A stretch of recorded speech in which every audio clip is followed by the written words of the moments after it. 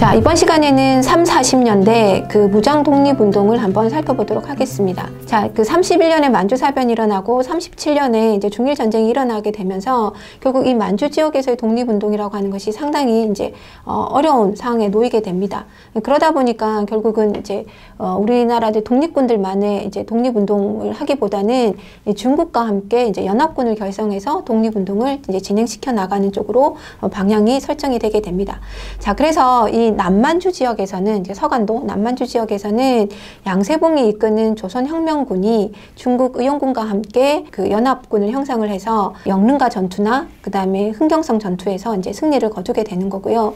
자, 그리고 북만주 지역에서는 지청천 장군이 이끄는 한국 독립군이 중국의 호르곤 군과 함께 연합을 해가지고 쌍성포 전투라든지 대전자령 전투 이런 데서 큰 성과를 거두게 됩니다. 그래서 이러한 그 한중연합군의 결성과 거기에 따른 성과들은 여러분이 지도를 보시면서 잘 확인을 해 두시기 바랍니다. 자, 이렇게 이제 무장투쟁을 이제 30년대에 이제 일어나고 있었던 상황 속에서 결국 이제 대한민국 임시정부 입장에서도 결국은 이런 이제 무장투쟁에 대한 방향을 제시를 하게 됩니다. 김구의 책임하에 1931년에 한인애국단을 이제 조직을 하게 되는데요. 이 한인애국단은 말 그대로 이제 의열투쟁을 하게 되는 거고 무장투쟁으로 방향을 선회를 하게 되는 겁니다. 자, 이렇게 이제 1931년에 한인애국단을 조직한 이후에 제일 처음 1932년에 이봉창이 도쿄에서 천황의 마차를 향해서 폭탄을 투척하는 이런 이제 의거를 하게 되는 거고, 그 다음에 이제 윤봉길 의사가 홍커 공원에서 이제 폭탄을 투척을 해서 이제 일본군 장성과 그 고관들을 처단하는 그런 이제 의거를 단행을 하게 됩니다. 자, 이 윤봉길 의사의 홍커 공원 폭탄 투척 같은 경우에는 흔히 말하는 1931년 만주사변 이런 것들을 이제 자기네가 일본이 승리 기념을 하기 위해서 그 축하연을 모였던 거고, 그 축하연 장소에서 이제 폭탄을 투척함으로 인해서 이런 이제 성과를 거둘 수 있었던 거죠. 다만 이 이제 32년에 특히 이제 윤봉길 의사의 이런 그 의거 이후에는 당연히 이제 일제가 대한민국 임시정부에 대한 탄압들을 하게 되는 거고, 그래서 이제 대한민국 임시정부는 더 이상 상해에서 활동을 할 수가 없어서 이제 활동 지역을 이동을 하게 됩니다. 특히 이제 윤봉길 의사 의거 같은 경우에는 중국 장제스가 자기네 100만 대군도 하지 못할 일을 했다라고 하면서 극찬을 함으로 인해서 이제 중국의 국민당 정부가 이제 우리 임정을 이제 지원하는 그런 계기가 되기도 했고요. 이제 그런 식으로 이제 국제적으로도 굉장히 이제 알리는 역할을 하게 됐던 거죠. 자, 그리고 이제 이 그 만주사변 이후에 이제 중국 관내에서의 이제 우리 민족운동은 어떻게 진행됐는가 하는 부분을 보면, 이제 이 만주사변이 일어났기 때문에 여기에서 활동은 사실은 이제 독립군 활동이 힘들어져서 이제 중국 관내로 이동을 하면서 이제 민족운동을 전향하게 되는데요. 이때 되면 이제 흔히 말하는 김원봉이 주도하는 주도하에 1935년에 민족혁명당을 만들게 됩니다. 자, 이 민족혁명당이라고 하는 것은 김원봉이 이끄는 의열당, 이거를 이제 메인으로 해서 당시 이제 독립운동을 진행하고 있었던 조소왕의 한국독립당, 그 다음에 지청천이 이끄는 조선혁명당, 이 세 단체가 이제 연합을 해서 만든 조직인 거고요. 그래서 이제 이게 이제 중국 관내에서 최대의 통일 전선을 형성했던 정당이다, 이렇게 얘기를 할 수 있습니다. 그래서 흔히 말하는 국내에 신간회가 있었다면 이 국외에서는 이런 민족주의 계열과 사회주의 계열의 어떤 연합 운동으로서 민족혁명당이 형성되었다라고 볼 수 있는 거죠. 다만 여기에는 김구를 중심으로 하는 임정은 아예 참가를 하지 않았습니다. 그래서 이때 당시 이제 무장투쟁을 지지를 하지 않았고 이 조직에 이제 관여를 하지 않게 되는 거고요. 그리고 이제 이게 의열단, 그러니까 김원봉 중심으로 이제 계속 진행이 되다 보니까 결국은 같이 이제 여기에 힘을 실어줬던 이제 조소왕이나 지청천 같은 경우도 이 민족혁명당에서 이탈을 하는 이런 양상들이 이후에는 발생을 하게 됩니다. 자, 그리고 이제 1937년 중일전쟁 이후에 가면 이제 이 다시 독립운동 같은 경우도 이제 중국 관내에서 또 다른 형태의 이제 독립운동을 진행을 하게 되는데요. 일단은 앞서 만들어졌던 이런 민족혁명당을 계승하는, 그래서 이제 조선민족전선연맹 이런 것들이 결성을 하게 되는 거고, 조선민족전선연맹 결성 요거를 기반으로 해서 여기 아래서 이제 군사적인 무장투쟁을 할 수 있는 군사조직이 마련이 되는데, 그게 바로 1938년에 만들어지는 조선의용대입니다. 그래서 이 조선의용대 같은 경우에는 중국 관내에서 활동을 하다 보니까 중국의 국민당 정부의 지원을 받게 되었던 거고요. 그래서 이제 국민당 그 중국과 함께 이제 일본군에 대한 뭐 심리전에 참여를 한다든가 후방 어떤 공작 활동을 한다거나 이런 식으로 이제 적극적인 활동을 함께 진행해 나가게 됩니다. 자, 그런데 이게 이제 그 국민당 정부랑 같이 일을 하다 보니까 중국의 국민당 정부가 그 항일 투쟁을 적극적으로, 그러니까 우리가 원하는 만큼 이제 적극적으로 펴지 않는다라고 하는 이제 문제 제기가 일어나게 되는 거고, 우리 내부에서. 그래서 이 조선의용대 사람들의 다수가 결국 적극적인 항일 투쟁을 목적으로 해서 이제 결국은 하북 지역으로 이동을 해 나가게 됩니다. 이게 이제 1940년에 일어나게 되는 거고, 그래서 이제 하북 지역으로 이동을 해서 조선의용대 하북 지대 이거를 이제 결성을 하게 됩니다. 그러면서 이때는 이제 중국 팔로군, 즉 중국 공산당 이제 군사 조직하고 함께 항일 투쟁을 진행해 나가게 되는 거죠.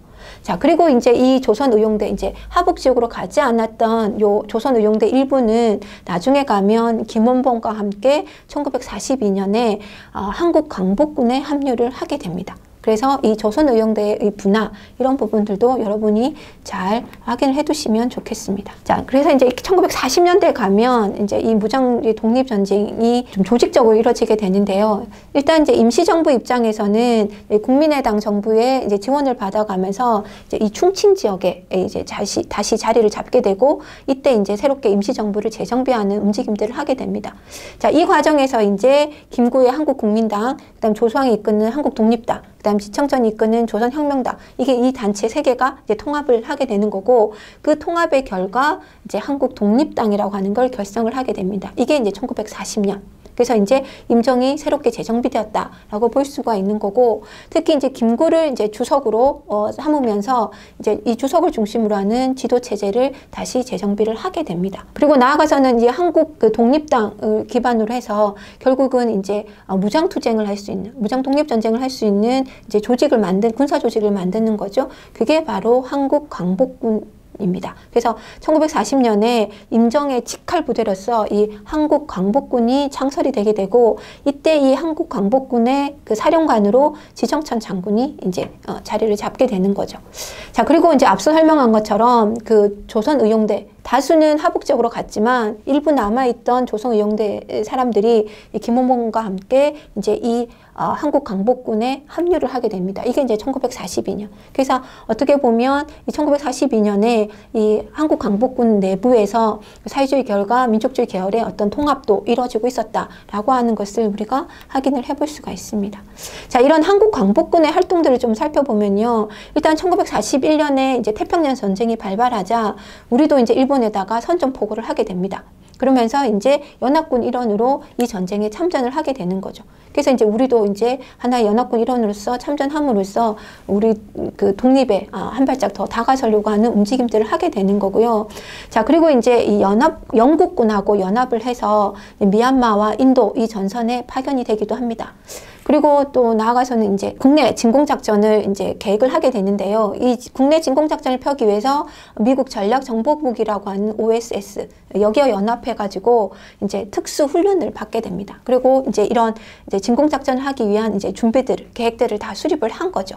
그런데 안타깝게도 이제 국내 투입 직전에 일제가 항복을 하는 바람에 사실은 이 계획은 무산이 되게 됩니다. 어쨌든 그래서 이제 이런 광복군의 활동들은 이제 이루어지고 있었던 거고요. 그러면서 이제 임시정부는 나아가서는 이제 대한민국 건국 강령도 제정을 합니다. 1941년에 이런 대한민국 건국 강령을 제정을 해서 공포를 하는데, 그 내용을 보면 결국 우리는 보통선거를 통해서 민주공화국을 수립한다 라고 하는 걸 내세우게 되는 거고, 그 다음에 이제 삼균주의를 이제 규정을 하게 되는데, 이 삼균주의라고 하는 거는 조소왕이 주장했던 건데, 일단 정치에서의 균등, 그 다음에 경제에서의 균등, 그 다음에 교육에서의 균등을 주장하는 내용이었습니다. 우리가 만약에 해방을 하게 되면 이러이러한 형태의 국가를 건설하겠다라고 하는까지 제시가 되고 있었다라고 하는 것을 확인해 볼 수가 있습니다. 자, 그리고 이 지도는 대한민국 임시정부가 이제 상하이에서 시작을 해서 그다음에 항저우로, 그다음에 강저우로, 그다음에 충칭으로 이렇게 이동하는 과정들을 보여주는 겁니다. 그래서 이렇게 임시정부의 이동들, 그다음에 운동의 변화들 이런 것들도 같이 연관해서 살펴보시면 좋겠습니다. 자, 그리고 그리고 또 하나 이제 우리 살펴볼 거는 이제 이런 임시정부 활동 외에 조선 독립동맹이라고 하는 게 있었는데요. 이 조선 독립동맹은 중국 이제 예난 지역에 형성되었던 걸로 김두봉이 중심이 돼서 조직했던 단체입니다. 이게 이제 1942년에 자리가 잡게 되는데, 물론 이 조선 독립동맹도 이제 민주공화국의 수립이라고 하는 걸 지향을 하게 됩니다. 그래서 앞서 이제 말한 것처럼 조선 의용대에서 다수들이 적극적인 한일투쟁을 하겠다라고 해서 하북 지역으로 옮겨오잖아요. 그래서 이 하북 그 조선의용대 하북지지대 이걸 이제 개편을 해서 이제 조선의용군을 결성을 하게 되는 거고, 군사 조직으로. 그러니까 이들과 함께 조선공산당이 함께 이제 연합전선을 구축해서 독립투쟁을 해나가고 있었습니다. 자, 그래서 김두봉을 중심으로 하는 이러한 이제 활동도 있었다라는 것도 염두에 두시고, 그다음에 이제 한편 국내에서도 이제 이런 움직임들이 있었는데요. 국내에서는 영웅령이 주도하는 조선건국동맹이 1944년에 조직을 하게 됩니다. 물론 이제 비밀리에 이제 만들어지게 되는데요.